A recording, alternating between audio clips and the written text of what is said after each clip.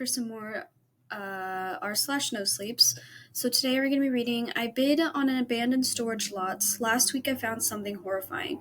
Apologies if I still sound nasally or I take some sniffles every now and then or cough. I'm still sick. But I'm well rested enough to want to make some videos, so that's why I'm here. Also, sorry for the background noise. That'll be my window, and I guess I live on a very busy street. So yeah, without further ado, let's just get right into it. Bidding on abandoned storage lots is a lot more glamorous on television than it is in the flesh. On reality TV, the auctions are filled with colorful characters that you'd love to grab a beer with, and every other rusty door holds priceless collections of Civil War artifacts ready for sale. In the flesh and bone world, the storage hunters aren't quirky savants who can smell out a hidden boom a mile away. They're carrion birds searching for a cost-to-benefit high. The real world holds significantly less treasures as well. When the mysterious door slides up, you're most likely to find an old wedding dress and a stack of poor written love letters than something that's going to pay for your kid's college. Store lot auctions aren't a glamorous place, but they still manage to scratch that itch in the back of my brain. I used to gamble. I used to be good enough to do it professionally. Yet, as the stories go, Lady Love found some other sob, and my career was short-lived. When the bills came tumbling down, I promised my wife, under the threat of a divorce, that I would never touch cards again. That promise I've kept. When she found out I was betting on a different kind of sport, she was furious. Her finding out, however, coincided me in bringing back home a dusty lawnmower that worked without a hitch. That tempered her anger somewhat when I returned a month later with a vintage Lego collection that fetched a nice enough price to warrant a vacation. Her displeasure diluted into compromise. We made rules. I had $300 budget for my hobby, and at the end of each month I would have to walk her through what I found and how much it fetched. It felt emasculating to run everything by my wife, but she knows better than anyone that I need rules to not slide off back to a dark place. For months our rules have kept me from selling out our furniture again. For months I have obeyed and kept that straight and narrow and stifled my inner demons to keep my marriage afloat. Yet old habits die hard. At my last action, I let myself get drunk off the high of the chase, and I broke our rules and have grown to deeply regret it. The start of the evening was far from interesting. The fact that it might have possibly been the most unimpressive showing I have ever seen at all my auctions. From the 10 or so lots that were shown, each had the markings of sentimental heaps rather than collector's items. I bid once or twice, but never passed my claim. My gut kept telling me that there might be something more worthwhile waiting for me deeper into the storage facility. In a very misguided way, my instincts were correct. The additional locks caught my attention. Along with the unusual storage chain, there were two other heaps of metal attached to a door of the storage lot. The auctioneer informed us that the facility didn't have the key to the other two locks, but the bolt cutters would provide free of charge to the highest bidder. The two extra locks piqued my interest, yet it was the man in the drab suit that cemented my need to own whatever was hidden in the storage lot. Heavy rushed footsteps preceded him, and the sound was so distinct in the tight concrete walls that the bidding was paused until the late comer arrived. He must have been in his late 60s, or perhaps he was simply treated his body very poorly. Both his gray pants and plaid jacket were a couple sizes too big for him, and he spoke in a thick Eastern European accent. It was obvious the man wasn't from around here, and it was obvious he was not interested in bidding. As if the rest of the storage hunters were invisible, the man approached the auctioneer and spoke to him in raspy, quiet words. The auctioneer was wholly uninterested in whatever the old man had to say, but his temper calmed when the old man produced two keys that fit the locks. The storage space was his. He announced in broken English that there would be no auction. The auctioneer's face quickly hardened, and the old man did in fact have keys to the additional locks, yet the facility locks were still left without a key. Without any proof of ownership, the auction would continue as planned. The strange man seemed to struggle with this idea. He kept repeating how the storage unit belonged to his colleague and how he was the next in line to own it. It wasn't until the bidding started that he gave up on arguing. The initial bid was $50, and the crowd was happy to raise. In tens and twenties, the price immaculated, and the old man watched in despair. When the price had climbed up to $150 with utter discomfort, the man in the drab suit yelled $300. This momentarily quieted down the bidding. The additional locks piqued my interest. The presence of the strange foreigner raised it further. It wasn't until I heard the desperation in voice that accompanied the $300 bid that I truly had skin in game, though. Trying not to think about my wife's face, I offered $350. The old man's face grew twice as weary. Instead of offering up another bid, he started to argue with the auctioneer in panicked whispers. The auctioneer was deaf to his pleas. All he wanted to hear was $400 bid. Eventually, with sweat pooling on his brow, the old man relented. He bid 400. I immediately bid 450. The old man didn't bother negotiating with the auctioneer anymore. Now he was speaking directly to me. He insisted that he was the rightful owner of the storage space. It belonged to a research partner of his in the many years ago, and that's why he had the keys to the 2 additional locks. He demanded that I stop bidding and leave him to take what was rightfully his. The old man smelled overwhelmingly of sweat and cheap cologne. His breath of coffee and cigarettes, and the slightest hint of sickness. It wasn't pleasant to hear him beg, but I was far too interested in what was hiding behind those metal doors. In broken English, the man tried to change my mind. He couldn't. When the fact dawned upon him, he produced a bushel of crumpled bills out of his pocket, and he counted them with shaky, spotted hands. He offered $640 to the unit, and when our eyes met, I could sense the slightest bit of relief in his face. He thought he had outbid me. He thought the storage unit was his already. He thought wrong. I offered $650. The old man had nothing else to bid.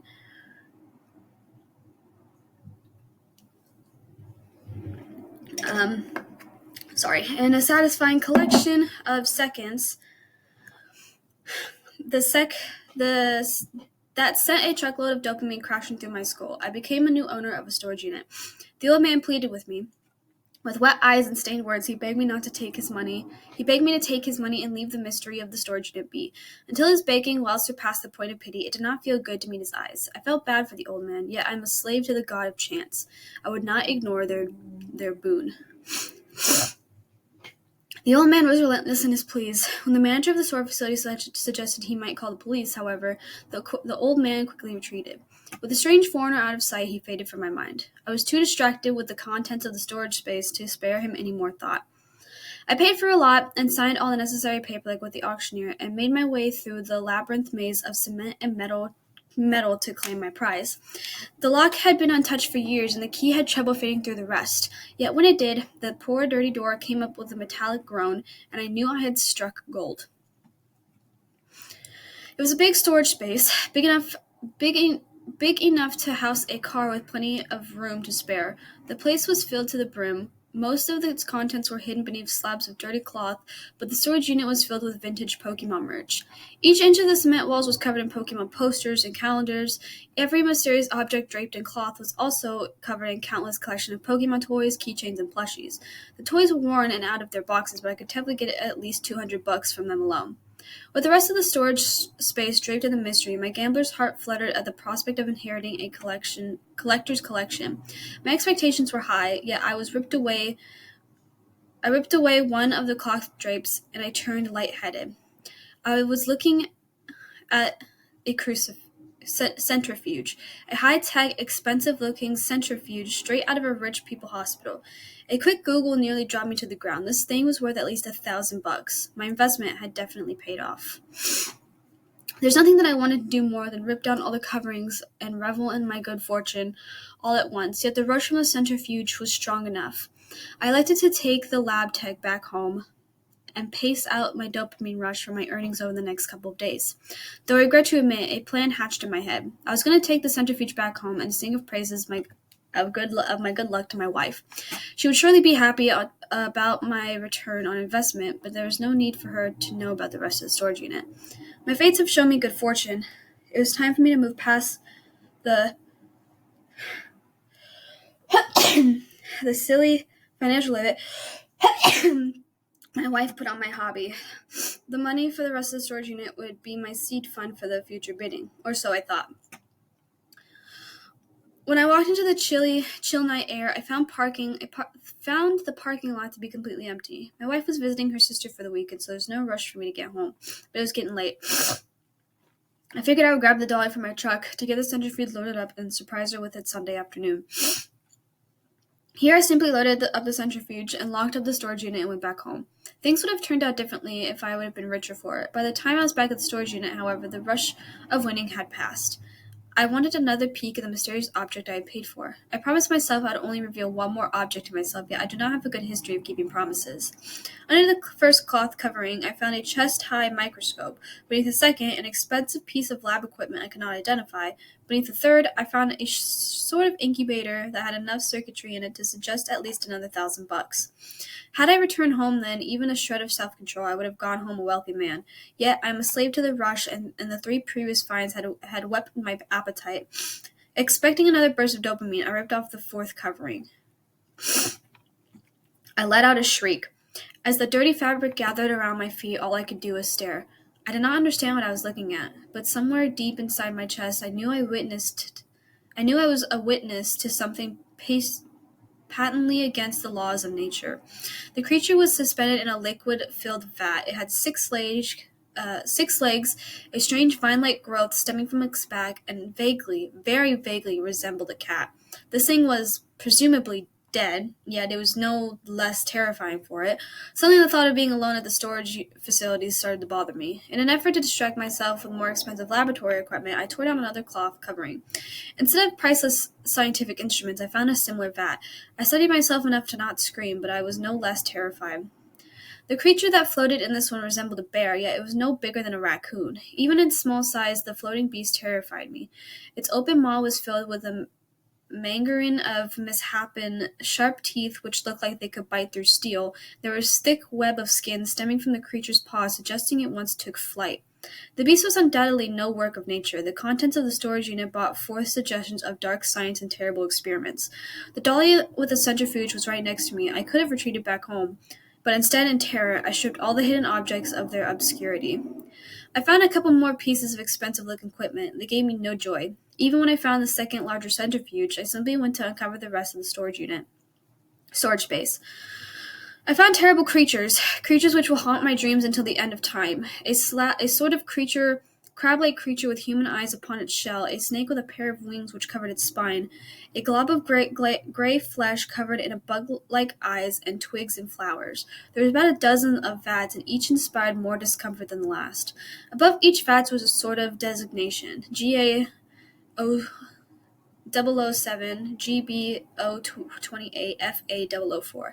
The final covering lay atop of the vat, housing a genetic amylation I couldn't even begin to describe. On top of the vat sat a coffee-stained Pokemon notebook, the Hybrid Encyclopedia. Its title read in neat handwriting. It is only once I opened the notebook that I understood the markings of the adorned vats. There were names. Each page was dedicated to a different creature with rough sketches and neatly ordered notes. The notebook described many more creatures that were present in the storage unit. There were at least 100 pages. I tried to read the entries for the experiments that were present within the vats, but my heart was racing far too much to make sense of the tiny letters on the page. Just as I centered myself enough to be able to make sense of the mystery I entangled in, I felt a sharp prick in my neck. "Sorry," said the old man in the ill-fitting suit. "I've tried warning you." Naturally, I was startled when I first saw him. I did, however, feel a semblance of relief about not being the only one in the presence of those strange creatures. The old man was considerably smaller than me, and seemed harmless enough. I thought myself lucky to be the presence of a man who knew more about these hybrids. The mirage of luck dissipated the moment I looked at the old man's hand. There was a syringe in it. Steadily, a tingling numbness spread from my neck. Before I could even register, I had been poisoned. I was crashing to the floor. With a great grunt of effort, the old man caught me and lowered me to the cold ground. Even though he had struck the syringe in my neck, his eyes were apologetic to the point of wetness.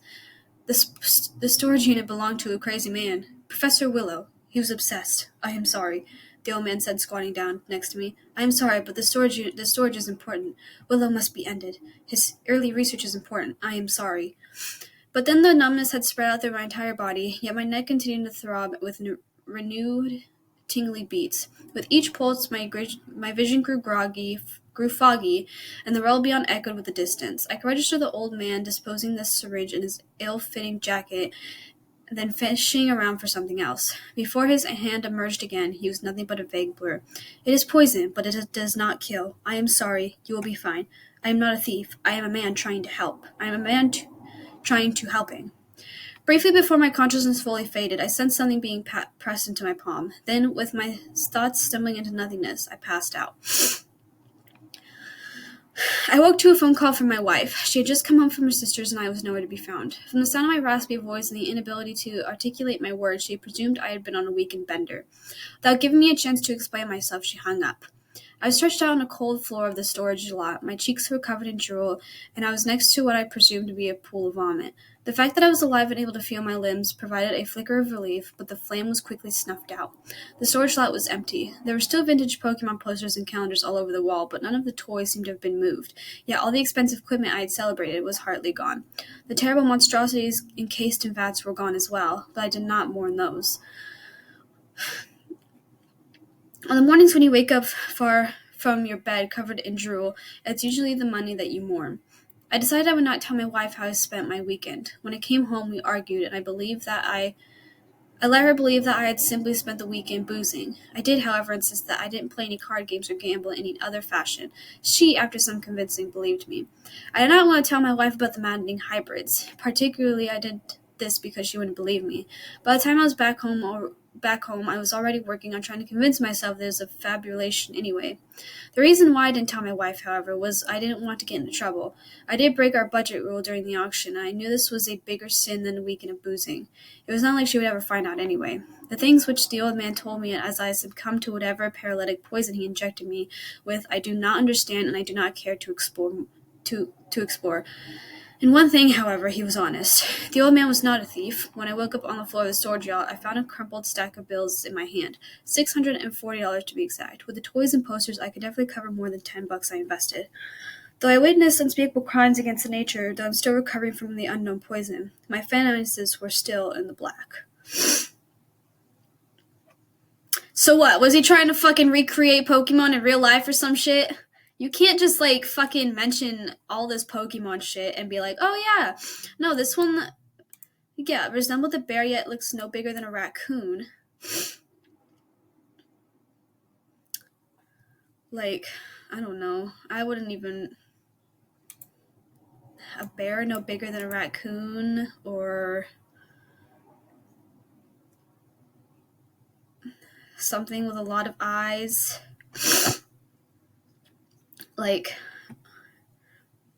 Yeah. 6 legs, strange light growth stemming from its back, resembled a cat.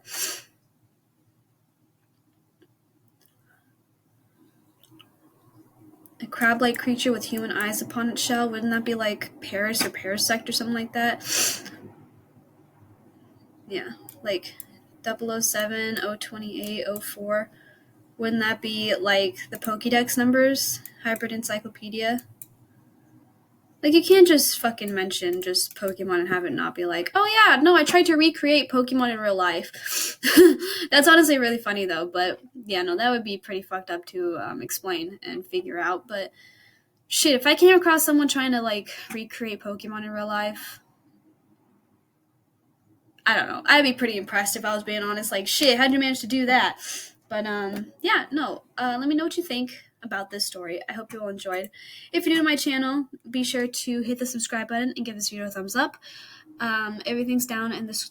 All of my socials are down in the description below. And yeah, I love you guys, and I will see you later. Bye-bye.